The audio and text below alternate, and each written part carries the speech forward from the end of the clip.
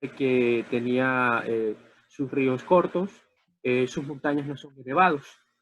En cambio, Asia sobrepasa en esa situación.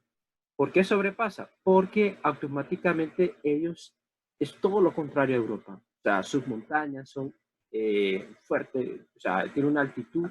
Hablábamos un ejemplo del monte Everest, que es uno de las montañas más altos del mundo, no solo del continente asiático, sino del mundo. También hablábamos los ríos. Los ríos son unos ríos increíblemente caudalosos, extensos. Entonces, eso significa de que el continente asiático tiene bastante, eh, es lo contrario al continente Europa. Antes de comenzar, habíamos dicho que la relación del ser humano es tan increíble. ¿Por qué? Porque el ser humano razona. Al razonar, explora, descubre lugares nuevos donde ellos a través de la historia empieza a, a, a despertar dudas.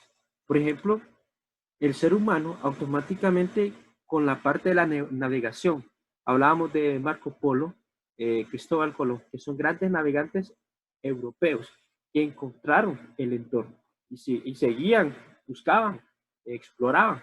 Y gracias a eso va desarrollando la parte de la ciencia, la geografía, las comerciales y todas esas situaciones.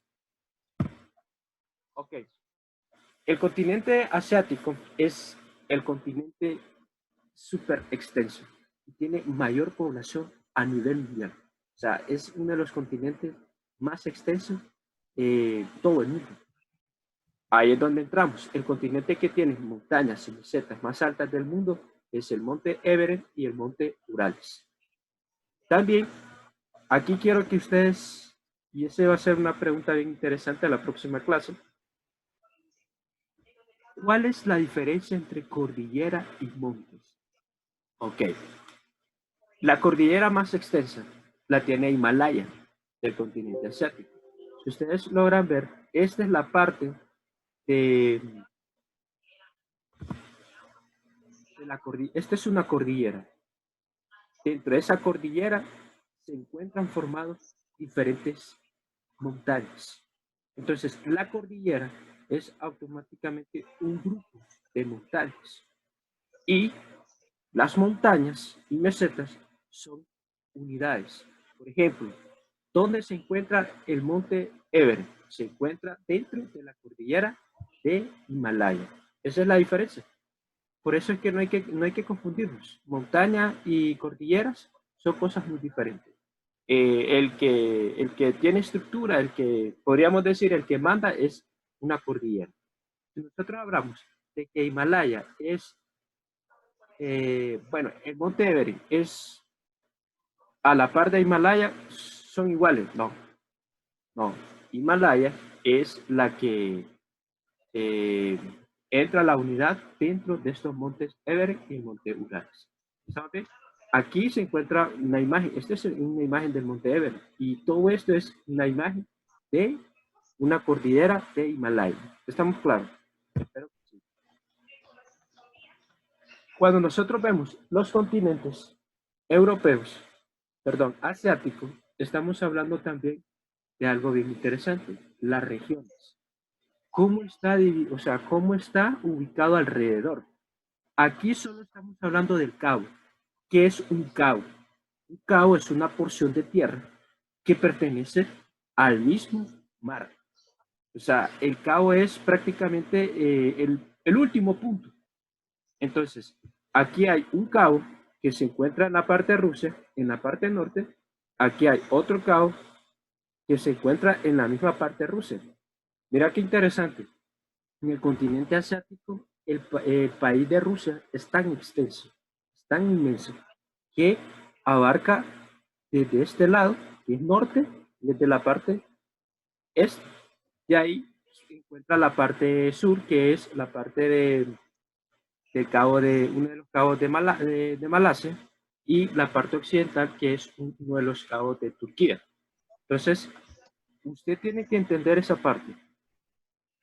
A mí lo que me interesa son los países. Así, así es sencillo.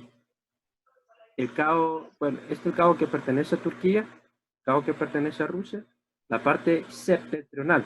Ok, esta es una palabra nueva. Septentrional significa sur, meridional significa, perdón, septentrional significa norte y meridional significa sur. Y entonces lo vamos a manejar al transcurso de la clase. Septentrional, de ya, usted dijo norte. Meridional, está diciendo la parte sur. ¿Ok? Solo este-oeste, que es el sinónimo de occidente-oriente, que es occidente, es el oeste.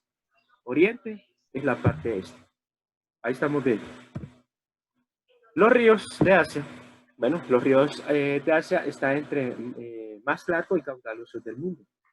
En el norte, dato curioso, en el norte permanecen congeladas en cierta época del año.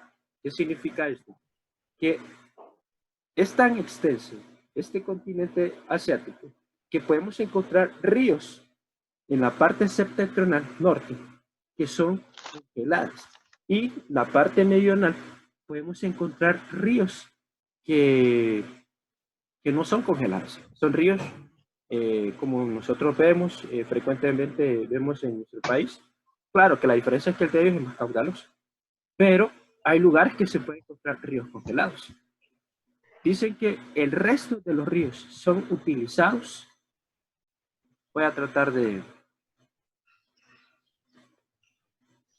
Okay. El resto de los ríos son utilizados en las actividades agrícolas e industriales.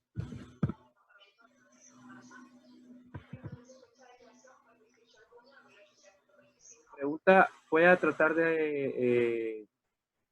para que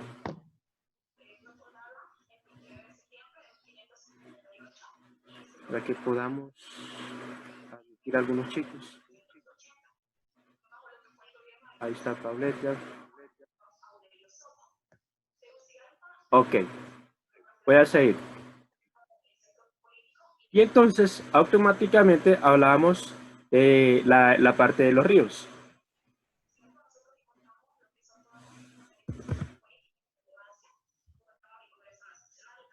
Miren, los principales ríos de Asia se encuentran, como ustedes ven en la pantalla, y a mí lo que me interesa es que vean las imágenes de un río que se encuentra en la parte norte y un río que se encuentra en toda la parte central, toda la parte sur. ¿Sí? Vemos estas imágenes. Y ustedes ya lo vieron. Ahora, quiero resaltar este río Éufrates. Este es el río, podríamos decir, que le dio vida a las primeras civilizaciones del mundo. Una de las civilizaciones del mundo fue Mesopotamia.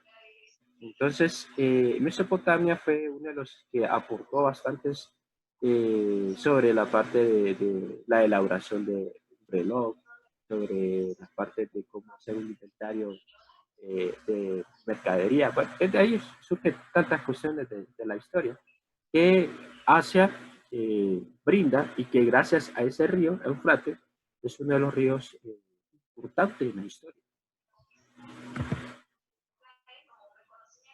¿Cuál es la diferencia entre un río y un lago? Ok, el río es un vertiente, el lago prácticamente es como un mar que está dentro de una superficie terrestre. Por ejemplo, aquí en la parte de Asia se encuentran dos lagos importantes que se llama el mar Caspio y el mar Aral. Son considerados agua salada.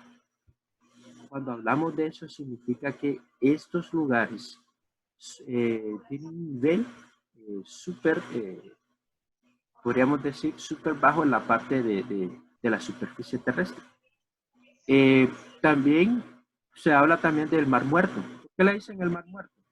El mar muerto es porque la cantidad de agua salada es tan exagerado que no pueden vivir animales marítimos. Entonces, estos dos lagos son muy importantes. El clima de Asia, bueno, el clima de Asia es un clima polar, un clima continental, un clima monzónico y un clima desértico. Mira qué interesante. Cuando hablamos de clima polar, estamos hablando de que es congelado, está muy cerca al trópico, al círculo polar ártico. Cuando hablamos de un clima continental, estamos hablando de un clima, eh, o sea, un clima que tiene bastante, podríamos decir, variado, que es un clima de invierno, verano, frío. Cuando hablamos de un clima monzónico, estamos hablando que es cálido, húmedo, que es como un aire marítimo. Cuando hablamos de aire marítimo, significa que cuando nosotros sentimos aquel aire, sentimos como el vapor del mismo calor.